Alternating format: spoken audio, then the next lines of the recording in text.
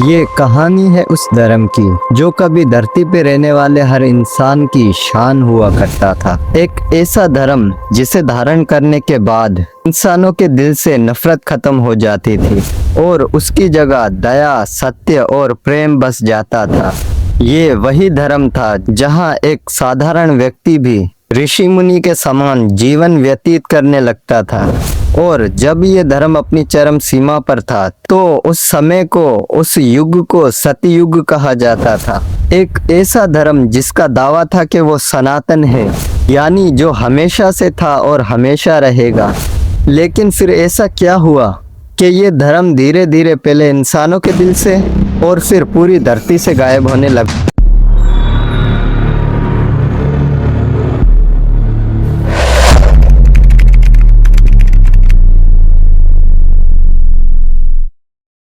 जय श्री राम साथियों, मैं हूं एमजी वर्कर और आप देख रहे हैं वर्क फॉर राम राज्य।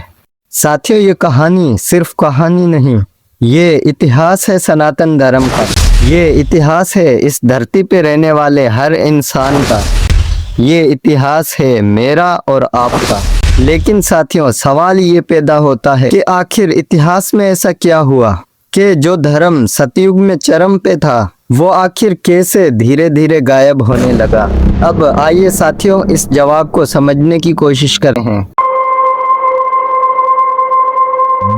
साथियों, धर्म कैसे गायब होने लगा, ये समझने से पहले हमें ये समझना होगा कि धर्म होता क्या है। सरल भाषा में धर्म का अर्थ है जीवन जीने के वो नियम जिस पर ये पूरा ब्रह्मांड चलता है। ये धरती, ये आसमान, चांद, तारे, सूरज और यहाँ तक कि हमारा जन्म भी अपने आप नहीं हुआ। हमें किसी न किसी ने रचा है। हमारा कोई रचयिता है और उस रचयिता ने जिस तरीके से हमें जीवन जीने का नियम दिया उसी के अनुसार जीवन जीना ही धर्म है। लेकिन यहाँ एक बात क्लियर कर दूं कि बाकी पूरा ब्रह्मांड उस रचयिता के नियमों के अधीन है, यानी उनमें धर्म पहले से स्थापित है। मगर इंसानों को एक विशेष शक्ति दी गई है, कर्म के चुनाव की आजादी, और यहीं से खेल बदलता है। अब इंसान चाहे तो उस रचयिता के नियमों के अनुसार अपने कर्म करके इस युग को सतयुग बना ले, या फिर उस ईश्वर के विरुद्ध जाकर, उसके नियमों के विरुद्ध जाकर इस युग को कलयुग बना दे। अब शुरू में जब सृष्टि नहीं थी तब सभी लोग उस रचयिता के नियमों के अनुसार, यानी वेदों के अनुसार अपना जीवन व्यतीत करते थे। उसी समय को सतयुग कहते हैं।